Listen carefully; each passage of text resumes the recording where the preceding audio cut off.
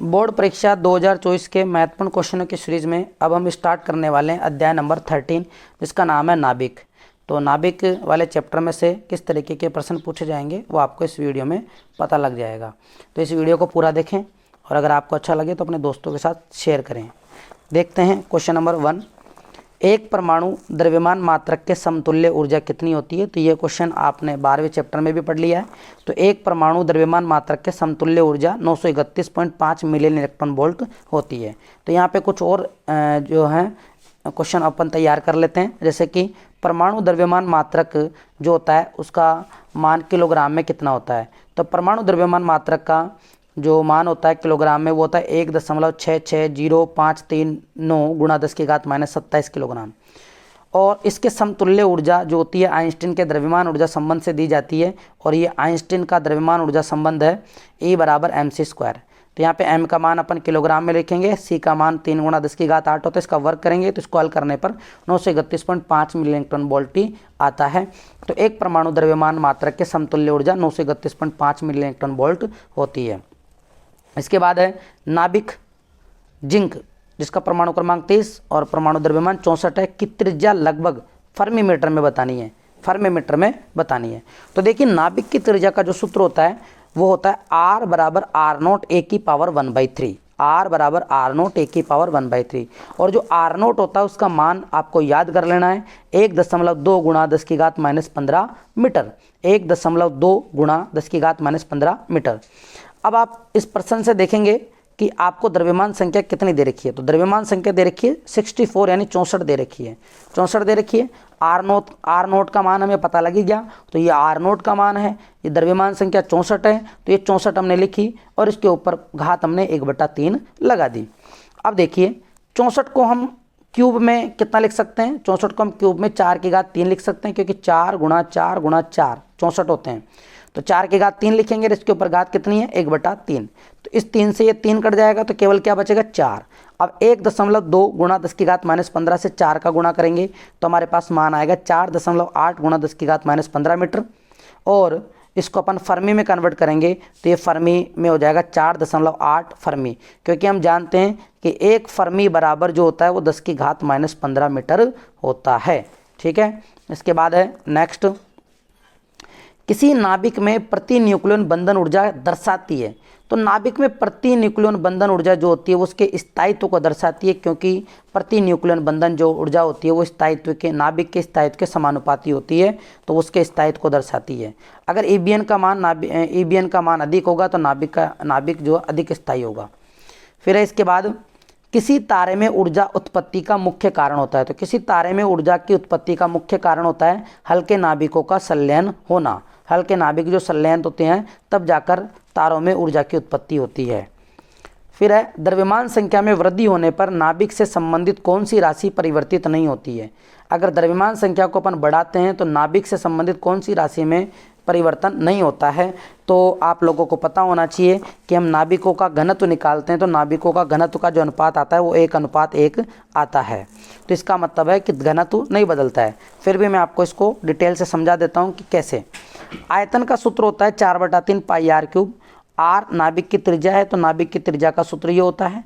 इसको हम रखेंगे तो हमारे पास मान प्राप्त होता है 4/3 πr0⁴A। बंधन ऊर्जा का सूत्र होता है EB = Δmc²। Δm यहाँ पे द्रव्यमान शक्ति है। द्रव्यमान शक्ति का सूत्र आप यहाँ पे देख लो, ये होता है ZmP + A - Z ब्रैकेट बंद Mn माइनस जो न्यूक्लियर का वास्तविक द्रव्यमान है वो गुणा c²। घनत्व का सूत्र होता है द्रव्यमान बटा आयतन। तो द्रव्यमान कितना है? A, जो कि AMU में, और आयतन का सूत्र ये रहा। इसको रखेंगे हम यहाँ पे और यहाँ पे कट करेंगे तो ये कांस्टेंट मान आते हैं सारे। यानी घनत्व जो है किसी बात पर निर्भर नहीं करता है, इसीलिए जो नाभिक से संबंधित जो राशि परिवर्तित नहीं होती है वो है घनत्व। क्या है? घनत्व। ठीक है। आयतन परिवर्तित होता है क्योंकि द्रव्यमान संख्या के क्या होता है? समानुपाती होता है। अब आ जाइए नेक्स्ट। इसके बाद है क्वेश्चन, दो विभिन्न नाभिकों की द्रव्यमान संख्याएं 3 व 81 है तो उनकी त्रिज्याओं का अनुपात क्या होगा? अगर दो विभिन्न नाभिकों की द्रव्यमान संख्याएं 3 व 81 है तो उनकी त्रिज्याओं का अनुपात पूछा है। तो त्रिज्याओं का अनुपात जो होगा वो क्या होगा? तो हम जानते हैं R का फॉर्मूला ये है तो R1 का फॉर्मूला ये हो जाएगा, R2 का ये हो जाएगा। R1 में R2 का भाग लगाएंगे तो R0 से R0 कर जाएगा, तो a की पावर 1/3, a1 की पावर 1/3, a2 की पावर 1/3, तो पूरे पे ब्रैकेट लग जाएगा। तो 3/81 की घात 1/3, 3 से 81 को काटेंगे तो 27, तो 1/27 का घनमूल निकालेंगे तो वो आएगा 3। कितना आएगा? 3। 27 को अपन 3 की घात 3 लिख सकते हैं, तो 3 से 3 कटेगा तो 1/3 आएगा। तो इसका अनुपात जो आएगा 1:3 आएगा। ठीक है, आप यहाँ से 3 एकम यहाँ से आप निकाल सकते हो उनकी त्रिज्याओं का अनुपात। ये सूत्र याद कर लो, सीधा सा सूत्र याद कर लो, R1/R2 बराबर a1/a2 की पावर 1/3, यानी घनमूल निकालना है। फिर इसके बाद में परमाणु के नाभिक में कौन कौन से कण होते हैं? तो प्रोटॉन और न्यूट्रॉन होते हैं, प्रोटॉन और न्यूट्रॉन होते हैं।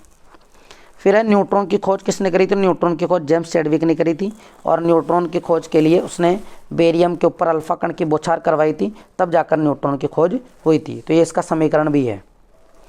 फिर इसके बाद 10वां प्रश्न है, निम्नलिखित में से कौन से युग्म संभारिक है? तो आपको संभारिक ढूंढना है। संभारिक का मतलब क्या होता है? देखिए, जिनके द्रव्यमान संख्या समान होती है। तो पहले मैं देखा द्रव्यमान संख्या समान नहीं है, इसमें भी नहीं है, इसमें भी नहीं है, इसमें द्रव्यमान संख्या समान है, तो ये संभारिक है। यहाँ पे हम समस्थानिक भी समझ लेते हैं। समस्थानिक होता है जिसमें प्रोटॉनों की संख्या समान होती है, समन्यूट्रॉनिक होता है जिसमें न्यूट्रॉनों की संख्या समान होती है। फिर इसके बाद में प्रश्न संख्या 10 है कि 88 Ra236 नाभिक में होते हैं। नाभिक में क्या होते हैं? 138 प्रोटॉन या 88 न्यूट्रॉन, 138 प्रोटॉन तथा 88 प्रोटॉन क्या होते हैं? तो देखिए, यहाँ पे हमें प्रोटॉन और न्यूट्रॉन बताने हैं। तो 88 जो है वो तो परमाणु क्रमांक होगा, और जितना परमाणु क्रमांक होता है वो प्रोटॉनों की संख्या होती है। द्रव्यमान संख्या 226 है, और द्रव्यमान संख्या का फॉर्मूला होता है n+p। तो यहाँ पे हम न्यूट्रॉनों की संख्या निकाल सकते हैं, n बराबर a-p। तो a का मान 226, p का मान 88, तो घटाएंगे तो कितना आएगा? 138 आएगा। तो 138 तो होंगे न्यूट्रॉनों की संख्या, और 88 होगी प्रोटॉनों की संख्या। ठीक है, इसके बाद है नेक्स्ट, किसी परमाणु के नाभिक के प्रति न्यूक्लियन औसत बंधन ऊर्जा लगभग होती है। तो किसी परमाणु के नाभिक के प्रति न्यूक्लियन औसत बंधन ऊर्जा 8 मिली इलेक्ट्रॉन वोल्ट होती है। जो अपन ग्राफ बनाते हैं तो उसमें मैक्सिमम मान 8 मिलियन इलेक्ट्रॉन वोल्ट आता है। फिर है नाभिकीय बल होते हैं। तो नाभिकीय बल जो होते हैं उनके बारे में यहाँ पे अपन पूरी प्रॉपर्टीज पढ़ लेते हैं पहले ही, फिर उसके बाद इसका आंसर लगाएंगे। नाभिकीय बल आकर्षण प्रकृति के होते हैं, इनकी प्रास बहुत कम होती है, इनकी प्रबलता सबसे अधिक होती है, ये आवेश पर निर्भर नहीं करते हैं, अनिर्भर होते हैं, इनके चक्रण पर निर्भरता होती है, और ये संतृप्तता की स्थिति में आ जाते हैं। तो नाभिकीय बल लघुप्रासीय, आकर्षीय और आवेश पर निर्भर नहीं करते हैं। तो इसका ऑप्शन ए ही सही आंसर होगा। फिर है इसके बाद में नेक्स्ट, निम्नलिखित नाभिकीय समीकरण में कण x है। तो आपको यहाँ पे x बताना है कि x कौन सा कण है। तो अभी अपन ने देखा था कि बेरियम पर अगर हीलियम के अल्फा कण की बौछार करवाते हैं तो यहाँ पे न्यूट्रॉन उत्पत्ति होती है। तो ये x जो होगा वो न्यूट्रॉन होगा। क्या होगा? न्यूट्रॉन होगा। तो इसका सही आंसर होगा न्यूट्रॉन। फिर अब परमाणु बम का विस्फोट निम्न कारण से होता है। तो परमाणु बम का विस्फोट होने का मतलब है नाभिक के विखंडन का होना, नाभिक के विखंडन का होना। इसके बाद है सूर्य में ऊर्जा मुख्यतः उत्पन्न होती है। तो सूर्य में ऊर्जा उत्पन्न होने का मुख्य कारण है हाइड्रोजन परमाणु के संलयन के कारण, हाइड्रोजन परमाणु के संलयन के कारण। फिर है रेडियोधर्मी तत्व उत्सर्जित नहीं करते हैं। तो रेडियोधर्मी तत्व क्या उत्सर्जित नहीं करते हैं, हमें ये बताना है। तो रेडियोधर्मी तत्व जो है प्रोटॉन का उत्सर्जन नहीं करते हैं, बाकी इलेक्ट्रॉन, पॉजिट्रॉन, हीलियम के नाभिक सबका उत्सर्जन करते हैं, इसी का नहीं करते हैं। तो यहाँ पे अपन सीख लेते हैं कि अल्फा शेयर जो होता है वो हीलियम का नाभिक है एक तरीके से, और बीटा शेयर जो है इलेक्ट्रॉन या पॉजिट्रॉन का शेयर करता है, और गामा शेयर जो होता है फोटोनों का उत्सर्जन करता है। तो रेडियोधर्मी तत्व जो है प्रोटॉन का उत्सर्जन नहीं करते हैं, ये याद कर लेना आप। इसके बाद नेक्स्ट हम यहाँ पे देखेंगे अति लघुरात्मक प्रश्नों को। तो ताप नाभिकीय संलयन अभिक्रिया के लिए आवश्यक 2 शर्तें लिखिए। तो 2 शर्तें हैं, अति उच्च ताप 10⁻7 केल्विन होना चाहिए, उच्च दाब होना चाहिए, संलयित होने वाले नाभिक पर्याप्त मात्रा में होने चाहिए।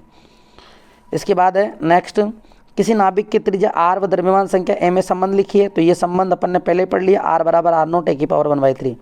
परमाणु द्रव्यमान मात्रक क्या होता है? तो उसका सूत्र देख लो, परमाणु द्रव्यमान मात्रक AMU 6 कार्बन 12 का द्रव्यमान बटा 12, और कार्बन 12 का द्रव्यमान ये होता है, इसमें 12 का भाग लगाएंगे तो 1 mu का मान ये आ जाएगा। तो ये हो गया परमाणु द्रव्यमान मात्रक। फिर है नाभिकीय संलयन किसे कहते हैं? नाभिकीय संलयन मतलब होता है जुड़ना। जब दो या दो से अधिक हल्के नाभिक मिलकर भारी नाभिक का निर्माण करते हैं तो उस अभिक्रिया को नाभिकीय संलयन अभिक्रिया कहते हैं। फिर है नाभिकीय विखंडन किसे कहते हैं? विखंडन का मतलब होता है टूटना। तो जब दो भारी नाभिक अलग अलग समान द्रव्यमान वाले हल्के नाभिकों में टूट जाए तो उसे अपन क्या कहते हैं? नाभिकीय विखंडन कहते हैं। फिर 1 ग्राम पदार्थ के समतुल्य ऊर्जा को परिकलित कीजिए। तो 1 ग्राम पदार्थ के समतुल्य ऊर्जा को परिकलित करने के लिए आइंस्टीन के द्रव्यमान ऊर्जा संबंध का यूज करेंगे। E बराबर mc²। m यहाँ पर 1 ग्राम है, 1 ग्राम को किलोग्राम में बदलेंगे, 10⁻³ किलोग्राम। तो 10⁻³ और प्रकाश के वेग का वर्ग, तो इसको हल करेंगे तो 9 × 10⁻13 जूल आएगा। फिर इसके बाद में नाभिकीय बलों के कोई 2 गुण, ये हमने पहले भी पढ़ लिए हैं तो आप यहाँ पे देख लो इसको। फिर इसके बाद जो है आइंस्टीन का द्रव्यमान ऊर्जा संबंध E बराबर mc² होता है। रेडियो एक्टिवता किसे कहते हैं? रेडियो एक्टिवता का मतलब है किसी पदार्थ से स्वतः ही विकिरणों या कणों का उत्सर्जन होना रेडियो एक्टिवता कहलाता है। और रेडियो एक्टिवता के उदाहरण है यूरेनियम, थोरियम, एक्टिनियम और रेडियम। फिर इसके बाद नियंत्रित और अनियंत्रित श्रृंखला विक्रियाओं के उदाहरण। तो नियंत्रित में तो नाभिकीय भट्टी आती है और अनियंत्रित में परमाणु बम आता है। ताप नाभिकीय विक्रियाओं को प्रयोगशाला में संपन्न नहीं किया जा सकता। क्यों? क्योंकि प्रयोगशाला में 10⁻7 केल्विन ताप प्राप्त नहीं किया जा सकता, इसलिए इसको प्रयोगशाला में संपन्न नहीं किया जा सकता। समबारिक अभी हमने पढ़ लिया। समबारिक वे नाभिक होते हैं जिनकी द्रव्यमान संख्या समान हो, परमाणु क्रमांक अलग अलग हो। फिर है सूर्य एवं तारों पर कौन सी नाभिकीय विक्रिया होती है? तो सूर्य एवं तारों पर नाभिकीय संलयन होती है जिसे अपन ताप नाभिकीय अभिक्रिया कहते हैं। फिर रेडियो एक्टिव क्षय में कौन कौन से कणों का क्षय होता है? तो रेडियो एक्टिव क्षय में अल्फा कण, बीटा कण और गामा होता है। अल्फा कण का मतलब हीलियम का नाभिक होता है, बीटा कण का मतलब इलेक्ट्रॉन या पॉजिट्रॉन होता है और गामा का मतलब फोटोन का उत्सर्जन होता है। फिर बीटा क्षय में परमाणु क्रमांक में क्या परिवर्तन आता है? तो जब बीटा क्षय होता है तो परमाणु क्रमांक में क्या परिवर्तन आता है? तो यहाँ पे आप देख सकते हो इसका व्यापक समीकरण होता है कि कोई भी एक्स तत्व है जिसका परमाणु क्रमांक Z है, द्रव्यमान संख्या A है, तो अगर बीटा क्षय हो रहा है इसमें से तो एक इलेक्ट्रॉन यानी बीटा प्लस कण निकलेगा और एक एंटी न्यूट्रिनो निकलेगा। तो बीटा क्षय में परमाणु क्रमांक 1 से घट या बढ़ सकता है बीटा क्षय में। तो ये हमारे क्षय दे नहीं रखा तो आप इसको छोड़ सकते हो। फिर लघुरात्मक प्रश्न में आपको इन क्वेश्चनों को अच्छे से तैयार कर लेना है। द्रव्यमान क्षति का क्या तात्पर्य है? नाभिकीय बंधन ऊर्जा किसे कहते हैं? प्रतिन्यूक्लियन बंधन ऊर्जा क्या होती है? द्रव्यमान संख्या एवं प्रतिन्यूक्लियन बंधन ऊर्जा के मध्य आरेख बनाइए। उपरोक्त आरेख से प्राप्त निष्कर्ष लिखिए। ये आपको सभी नोट्सों में मिल जाएंगे, इसको आप वहाँ से अच्छे से तैयार कर लें। इसके बाद सूर्य एवं तारों पर संपन्न होने वाली नाभिकीय संलयन अभिक्रिया को समझाइए, यानी इसमें आपको प्रोटॉन प्रोटॉन चक्र को समझाना है। समीकरण प्रश्न संख्या 3 में समीकरण R बराबर R0 1/3 के आधार पर दर्शाइए कि नाभिकीय द्रव्य का घनत्व लगभग HR होता है, तो इसका पूरा डेरिवेशन करना है। चौथा है नाभिकीय विखंडन एवं नाभिकीय संलयन अभिक्रियाओं को उदाहरण देते हुए अंतर स्पष्ट कीजिए। फिर लास्ट में जो है यहाँ पे हम देखते हैं तो ये पूरी चैप्टर के इंपॉर्टेंट क्वेश्चन हो जाते हैं। तो बड़े क्वेश्चनों को आप अपने नोट से कंप्लीट कर लें, एक अलग कॉपी में इसका आंसर लिखें जो एग्जाम टाइम पे रिवीजन करने में आपको दिक्कत नहीं आए।